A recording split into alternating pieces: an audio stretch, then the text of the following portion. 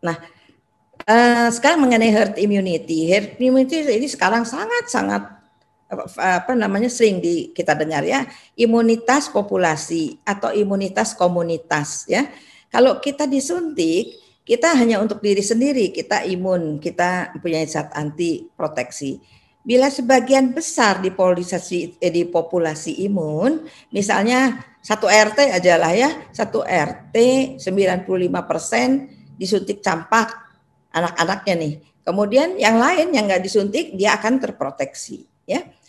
Nah, berapa besar cakupannya itu tergantung dari kemampuan penularan dari virus atau bakterinya. Makin dia menular, makin dia cepat menularnya, makin dia dibutuhkan cakupan imunisasi yang lebih besar. Ya, jadi herd immunity itu bisa dicapai melalui infeksi atau imunisasi. Biarin aja seluruh orang itu terinfeksi, nanti dia akan kebal yang lainnya. Ya tidak bisa kita begitu aja, ruginya akan banyak.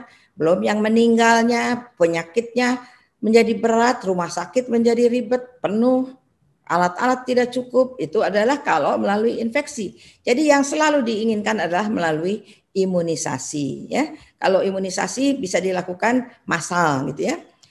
Melalui infeksi tidak dianjurkan ya, karena ini beberapa negara pernah mencoba dan itu pun gagal ya. Terus ambang herd immunity untuk setiap penyakit itu berbeda, tergantung tadi saya besar kemampuan untuk menularkan ya, yang disebut reproduction number RO. Jadi kemampuan untuk menularkan. Setiap penyakit infeksi itu berbeda. Nah, sekarang tadi yang suka ribut RO reproduction number, angka reproduksi ya. RO ini penting untuk melihat secara epidemiologi tentunya.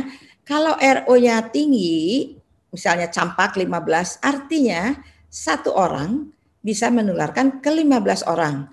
Kemudian tiap orang dari 15 ini menularkan lagi ke 15 orang. 15 menjadi 15 kali 15 menjadi 15 kali terus sampai akhirnya dia tercapai. Ya, itu kalau dia melalui infeksi. Pencapaian herd immunity bila dihitung dengan rumus adalah 1 dikurangi 1 per RO ya, untuk mencapai 95% ini.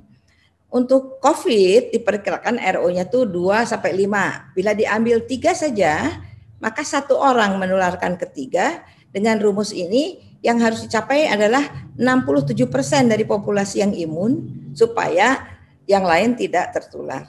Ya, cakupannya minimal harus 60-70%. Ya, selain itu RO ya.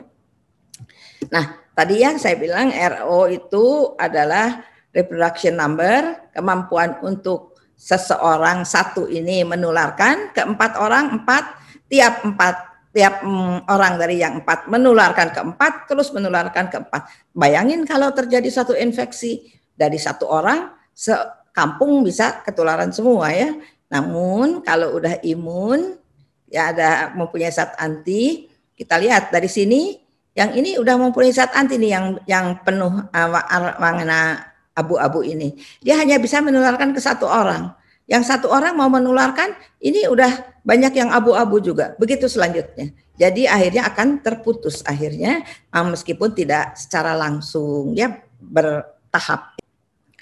Oh, ini adalah vaksin COVID ya. Semua ini lihat dari fase 1 preklinik dulu. Preklinik masih banyak banget yang ikutan. Kemudian sesudah fase 1 klinik cuma tinggal 11. Ini yang saat ini berjalan ya. Kemudian fase 2 cuma 15. Fase 3 baru 10. Yang fase yang sudah di-approve atau disetujui belum ada ya. Slide. Oleh karena itu kita harus memproteksi tetap ya 3 hal yang harus dilakukan